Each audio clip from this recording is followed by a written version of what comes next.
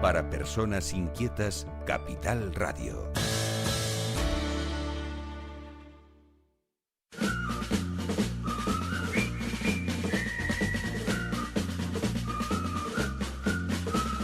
Hoy ya no sé si estoy, si no estoy. Ahora acabo de ver que sí estoy. Esto está funcionando hoy que es una maravilla. Estoy muy contento.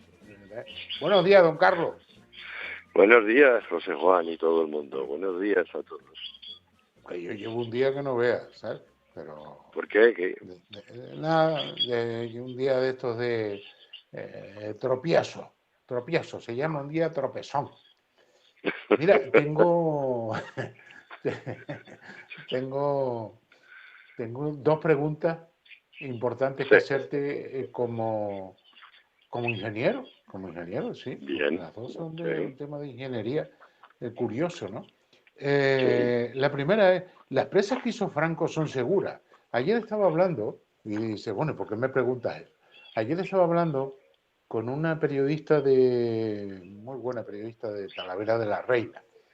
Entonces estuve con ella en una ocasión, pues recorriendo por allí varias cosas que me enseñó, sobre todo las bodegas subterráneas y demás, y el Tajo, claro, el Tajo está allí, el puente, antes de que se cayera el puente romano que se cayó y no sé qué van a hacer. Y entonces me dijo que están muy preocupados por una presa, me dijo el nombre, pero se me borró, no lo apunté, y lo que no apunto ya, ¿sabes? Tengo que apuntarlo todo y después acordarme dónde lo apunté. O sea, que ya es un enredo. Y me dijo, es uno de los afluentes del Tajo que tiene una presa de la época de Franco, y entonces están preocupados porque no saben las garantías de esa presa. Digo, bueno, pues voy a preguntarle a Carlos Soler, no por esa, sino por cualquier presa de los tiempos de Franco, ¿es una presa segura o no? Bueno, es que las presas que hay en España las definió un ingeniero que era a principios del siglo XX, que era un ingeniero se llamaba Manuel Lorenzo Pardo. Este hombre era un estudioso de las presas y sobre todo de la colocación de las presas, o sea, los lugares para donde se había que poner una presa. Y este hombre hizo una lista de alrededor de 1000 presas. Esa lista de 1000 presas se la dio primero a la monarquía Alfonso XIII, luego se la cogió la dictadura de Primo de Rivera, luego la cogió la República y luego por fin la cogió Franco. Incluso te puedo decir que todavía no se ha terminado esa lista y todavía hay ingenieros del ministerio todavía siguen haciendo presas con esa lista. Bien, toda esa lista cogía todas las presas en toda la península. Y de ahí, los que más llegaron a hacer presas, el régimen político que más presas hizo, fue Franco. Porque Franco le entró una fiebre parece es como si se hubiera leído Joaquín Costa, lo cual me extraña porque las teorías de los dos no eran muy parecidas, ¿no? Entre Joaquín Costa. Joaquín Costa fue un diputado que le luchó sobre todo para que poner en riesgo lo que era la España seca, que era la España de los latifundios, y convertirlos a base del riego en minifundios y repartir. Eso vino bien porque lo consiguió en varios sitios, por ejemplo en Huesca, y entonces ahí hizo pues casi todas las 52 presas que hay en la provincia de Huesca, porque fíjate. Lo que te quería decir es que al fin y al cabo que las presas de España, que hizo Franco, se hicieron en un periodo de 40 años, y es un periodo en el que se desarrolla con mucha fuerza las presas en todo nivel nacional, de tal manera que llegó a ser España una potencia en el diseño y construcción de presas, a base de hacer presas. El Ministerio de Obras Públicas, además, tenía un gabinete especial que se llamaba Vigilancia de Presas. Yo lo conocí, y aún lo hice porque intervine en las balsas que yo hice, que al fin y al cabo también entraban dentro de la vigilancia de presas. Bueno, pues todo esto que te estoy contando, al fin y al cabo, lo que le dio a España fue una preponderancia en el diseño, de tal manera que hay partes de la presa, e incluso tipos de presa, como es la presa Bóveda, que llegó a exportarse esa tecnología y llegó incluso a Estados Unidos, que es uno de los países en el que también se han hecho muchas presas. Entonces, por eso te digo que España no solo era un pionero en la parte y expertos en la cuestión de hacer presas, sino que también tenían un servicio que vigilaba no solo la presa, sino desde antes de empezar. Empezaba vigilando el emplazamiento, continuaba supervisando el proyecto y terminaba supervisando la construcción y daba el visto bueno al acabado. Con lo cual, yo te digo que, en principio, lo que me estás diciendo de Talavera, pues si es un afluente, me imagino que será el Tietar, supongo que será el río Tietar, y ahí en esa zona pues se hizo un plan en Extremadura de presas que estaban metidas también en la zona de Badajoz, hicieron 3 muy grandes, García Sola, Cijara, que eran presas con un volumen de embalse los mayores de España. Y yo te digo, y bueno, y la presa de Alcántara, por ejemplo, que está cerca del puente de Alcántara también. Por cierto, Alcántara en árabe significa el puente. Por eso el puente de Alcántara es una redundancia, es el puente del puente. ¿Te das cuenta? Qué curioso, sí. Está bien. Sí, sí. Bueno, Por eso al puente le llaman Alcántara, porque se quedó el nombre de los que le daban los árabes. No, en conclusión, lo que te digo es que en la época de Franco había todo un organismo que se dedicaba a controlar y vigilar las presas. Ese organismo ahora prácticamente ha desaparecido, porque yo lo he vivido. Yo cuando llegué aquí en el año 78, las primeras balsas que yo hice, que fue Vallemolina, La Cruz Santa y San Antonio, esas 3, a mí me las tenía controladas, curiosamente, un ingeniero que se llamaba Alonso Franco, Manuel Alonso Franco. Este hombre era un experto en presas y este hombre venía periódicamente a controlar la construcción de esas 3 balsas. Y en cambio, cuando yo luego hice las 2 últimas, que fue Adellamen y Bediesta en La Palma, por ejemplo, Adellamen fue en los años 90, pero Bediesta, que la terminé en el 2000, allá ni apareció Vigilancia Presas. Tuve que llamarlos yo, porque tenía un problema con el diseño, porque el proyecto no era mío, y entonces había un problema, para mí un error en el proyecto, que luego me confirmó Vigilancia de Presas que sí, que era un error, porque era una presa y debajo de ella había otra. Arriba era de Yamen y Bediesta era abajo, y la presa de abajo mojaba el pie de la presa de arriba. Pero el problema era que no era una presa de hormigón, la presa era de materiales sueltos, de tierra. Con lo cual, entonces, lo que creaba era un problema de inestabilidad. Y entonces tuve que avisar a Vigilancia de Presas, vino Vigilancia, pero tú fíjate la diferencia. Si hubiera sido esa presa, la hubiera hecho yo 20 o 30 años antes, no hubiera tenido que llamar a nadie, sino que hubiera venido Vigilancia de Presas a decirme que no se hiciera esa presa en ese sitio. Y al final lo que tuvimos que hacer fue un refuerzo especial para poder hacer la presa allí. Bueno, ahora nos lanzamos de lleno a la otra pregunta. Tú también eres ingeniero de caminos y has vivido todo esto. No hemos podido hablar en los momentos culminantes, pero evidentemente hay que hablar algo. Los trenes, cuando vibran, no se hace nada. No, los trenes no tienen que vibrar. Vaya, si los trenes vibran, es que hay un problema en esa vibración. ¿Sí? Y hay un problema en la vibración y claro, al haber ese problema, es algo que no funciona bien. Además, la vibración depende de la velocidad. Entonces, en los trenes de alta velocidad, significa que no, las vías no están bien, las vías o el firme, que es igual. Y si tú sabes eso, ¿cómo es posible que el gobierno con 40.000, bueno, con 40.000 no, Pedro Sánchez tiene 800 asesores, me imagino que Óscar Puente tendrá 10, ¿no? A ser magnánimo, pero ¿y cómo es posible que hayan omitido esa historia? Es que no lo entiendo.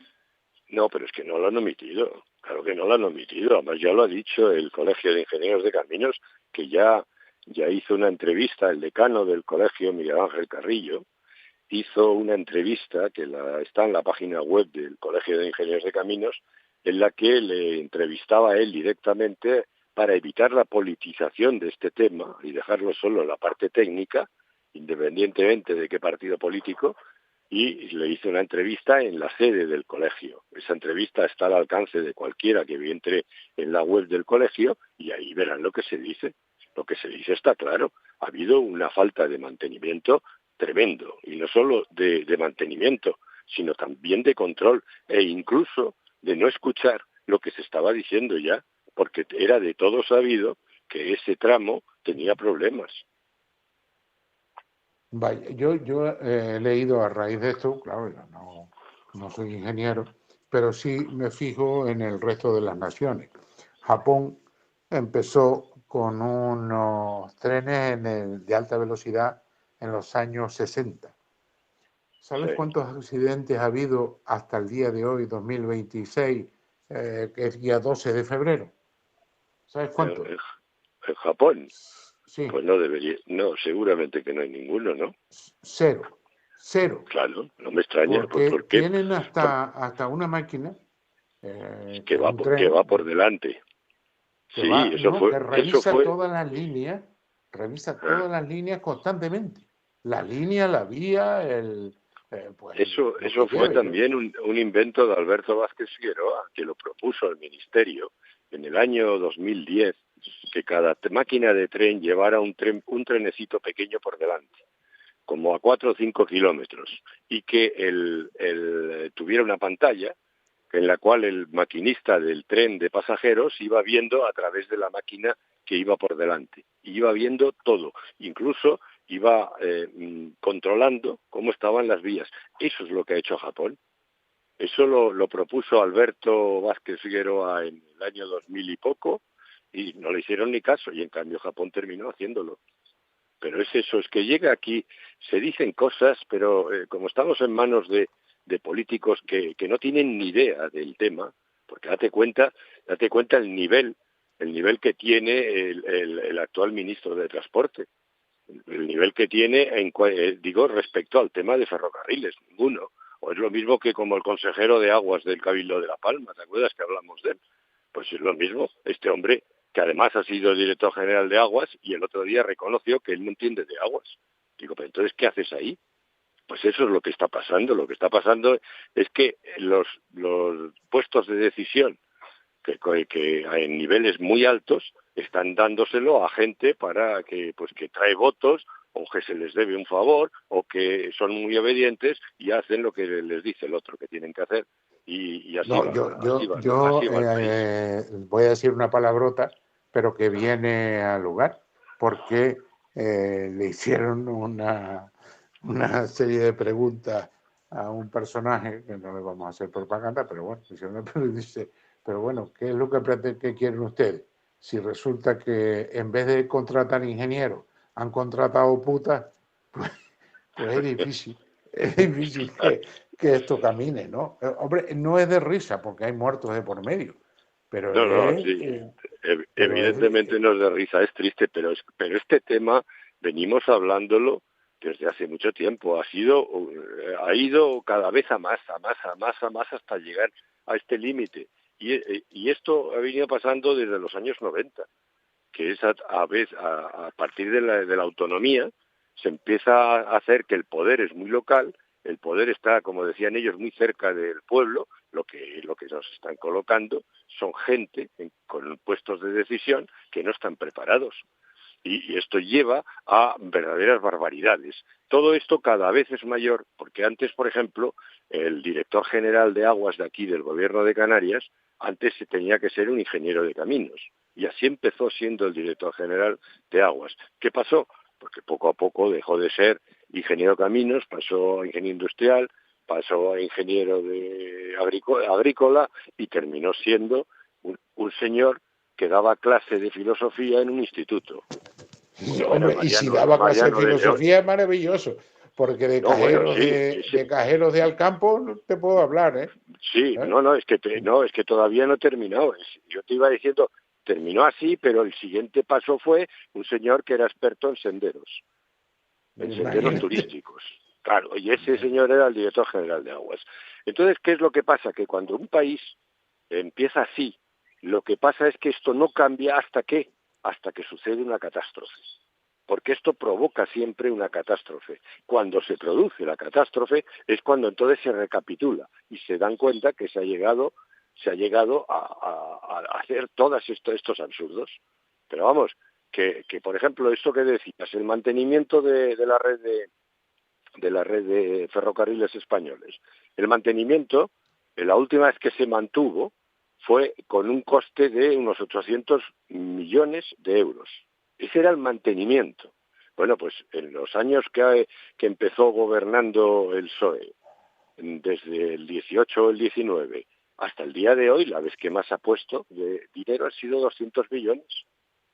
O sea, ¿cómo se puede bajar el mantenimiento de una red de ferrocarriles que según el ministro decía que era la mejor del mundo? ¿Cómo puedes bajarla a la cuarta parte? ¿Qué ha pasado? Que para que esto vuelva a ponerse en marcha y que de verdad el mantenimiento se haga el que se tiene que hacer y que nosotros realmente seamos los mejores del mundo, ¿qué es lo que tienen que hacer? Multiplicar por 4 el presupuesto de mantenimiento, que lo han bajado. ¿Y eso qué ha tenido que pasar? Una catástrofe, como ha sido el accidente este. Pues esa es la cuestión. No, pero al final los rodalíes también están en el mismo, en la misma tesitura. Tampoco funcionan, ¿eh? Ya cuando no es Juana es la hermana, y cuando no es el informático, y cuando no es el ordenador, y cuando no es los alicates, pero ¿qué está pasando? O sea, claro, en bueno, pero general, es que yo te he hablado del mantenimiento que estaban haciendo para el tema de máquinas y vías. Pero claro, si pasas ese mismo mantenimiento a lo que es la infraestructura de toda la logística que conlleva el controlar todos esos trenes circulando por toda España, pues claro, también han pegado un bajón tremendo. Si no, ¿cómo consiguen sacar dinero para todos estos temas que son absurdos y que son una pérdida de tiempo, más luego todas las subvenciones que estamos pagando de todo tipo? Porque te das cuenta también de dónde tiene que salir todas esas subvenciones, por ejemplo, al agua desalada. ¿Por dónde sale? Pues sale de toda esta historia, de sacar el dinero de otros sitios, más luego todo lo que se roba, más luego todo lo que se cobra de comisión, que también provoca el qué. Cuando alguien cobra una comisión, ¿qué es lo que está provocando? Que la obra que se va a hacer con peor calidad, porque el contratista no es tonto y el contratista quiere ganar lo que iba a ganar, y como la mordida no se la lleva el contratista, pues tiene que disminuir la calidad. Y esa es la otra, ha sido una de mis peleas en las obras, que así he estado batallando contra todo eso. No sé, mira, aquí queremos hacer un tren, pero no sé si todo lo que tenemos son enchufados en el gobierno, el tren que puede salir de aquí. ¿Tú cómo ves el tren de aquí, el de Tenerife, te hablo? Porque A en mí, La Palma es imposible. a mí me parece un absurdo, me parece un absurdo total. Mira, solamente tienes que hacer una cosa, cógete el coche y márchate de Santa Cruz a Los Cristianos. Pues tío, te la pongo fácil, de Santa Cruz a Los Cristianos. Y dicen que van a poner el tren en la cuneta hacia la montaña, o sea, yendo hacia Los Cristianos a la derecha. Y entonces empiezas a pensar que va a ir más o menos a la altura de la autopista, y tú vas viendo las mordidas que va a tener que ir pegando a las crestas, más luego los puentes que tiene que hacer. Con eso tú te das cuenta del coste que va a hacer eso. Eso me parece absurdo. Luego dicen que ese tren es de alta velocidad. Un tren de alta velocidad es cuando se hacen recorridos largos. Cuando se hacen recorridos cortos, entre que arrancas y frenas, la alta velocidad te has quedado sin ella. Si tú tienes que arrancar en Santa Cruz y tienes que parar en Güímar, pues no vas a poder ni coger la velocidad, y menos por donde viene. ¿Te das cuenta? Entonces, no te cuento si luego tienes que parar en Fasnia, en Arico y en todos los demás. Todo eso a mí me parece absurdo. Yo siempre he dicho que Cuando tú tienes un problema como el que tenemos 1 millón de personas en una isla que tiene 60 kilómetros de largo por 40 de ancho, yo lo que pienso que si tenemos un problema de tráfico, ¿cómo se soluciona? Entonces yo hago la pregunta mandándosela al mundo. ¿Cómo se hace en el mundo cuando hay un problema de una población de 1 millón de habitantes que viven en 60 por 40 kilómetros? Pues haciendo un metro. Para mí esa es la solución. Pero no el metro tranvía, no. Hacer un metro por debajo. Porque además nosotros somos expertos en hacer perforaciones. En Canarias son expertos en hacer perforaciones bajo tierra. Pues eso es lo que tenían que habérselo planteado. Porque ahí no hay ni puentes, ni hay desmontes, es todo un túnel. Si tú haces el cálculo de cuánto cuesta meter 2 tubos, que se llaman así, 2 tubos, uno en una dirección y otro en el otro, con una sola vía, eso es mucho más barato que no hacer la vía del tren. Muchísimo más barato. Porque además el tren tiene otro problema. El tren es un impacto, pero además de impacto supone una barrera de la gente que quiere cruzar desde la costa hacia la montaña. Es siempre una barrera. Y además tiene que estar vallado y hay un impedimento de ser transeúnte, no solo personas, sino animales, de un lado para otro. Pues eso es lo que evitas si te metes por debajo. Yo te pongo un ejemplo. Montreal tiene 2 millones de habitantes, tiene 2 millones y pico. Bueno, pues viven en una isla que tiene 60 kilómetros por 40, en una isla que está en medio del río San Lorenzo. ¿Cómo han solucionado el problema que tenían con el este? Pues haciendo un metro. Y cuando han tenido que hacer, fíjate, porque ahora ya con los 2 millones arreglaron el tema, pero ahora vuelven otra vez a tener problemas de tráfico, con 2 millones. ¿Qué es lo que han planteado? Pues un tren de alta velocidad, pero subterráneo. Y empezando en un extremo de la isla, yendo hasta el otro extremo, haciendo una parada en el medio, 1 o 2 paradas. Esa es la solución a los problemas en esos sitios. No las soluciones estas que están hablando, porque date cuenta lo que te digo, ponte a hacer desmontes y ponte a hacer puentes y luego mira el impacto. De todas maneras, haciendo perforaciones subterráneas tampoco somos muy buenos, porque mira que los túneles de Santiago del Teide sí llevan ahí, eso están como la rotonda del Padre Ayeta, se aplaza. Y ya no sé para cuándo saldrán los túneles, eso saldrán algún día, pero no. Sí, pero ese es otro problema administrativo, que también tiene solución si se hicieran las cosas bien. Date cuenta que lo que pasa es que una obra de esa categoría, por las clasificaciones que piden y por las zarandajas administrativas que imponen, lo que hacen es que obligan para que se adjudiquen a empresas grandes, que te viene una empresa como Dragados, como HL, como Entrecanales, cualquier empresa de estas. ¿Qué es lo que hacen ellos? Ellos no van a derivar el personal de la península aquí, lo que hacen es que subcontratan aquí. Y entonces se la subcontratan a empresas que se han formado o incluso que se forman para acceder a esa subcontrata. Y entonces está en manos de gente que no son conocedores de ese tema. Pero tú date cuenta que aquí hemos llegado a un nivel de perforación como no hay ninguno en el mundo. Que bien, que nos eran quedamos con galerías eso, más ese es el estrechas. titular que voy a poner, las mejores empresas de túneles, pero yo tengo mis dudas. A ver si el jueves que viene podemos seguir con este tema porque está muy interesante, sobre todo con lo que tú has indicado, que posiblemente, como no le guste a los políticos, pues me llamarán a continuación. Y, hombre, el presidente de gobierno todavía no me llama, ese llama de momento a Iker Jiménez. Yo creo que ya poco a poco se irá acercando a mí. Si sigue bajando, Sí, pues, eso te pues iba a me decir, encuentro. que no hay problema. ¿Sabes? Solo es Sí. cuestión de que esperes. Sí, es una cuestión de esperar. Oye, muchas gracias, Carlos. Hasta el De próximo nada. jueves. Si no pasa nada, si no hay un fallo técnico, si no se cae el mundo, si yo no estoy malo, si el realizador le da la gana, si al otro también. Ahí va, ¿vale? De acuerdo. Muchas Pues hasta gracias. la semana que Muchas gracias viene. Para personas inquietas, Capital Radio.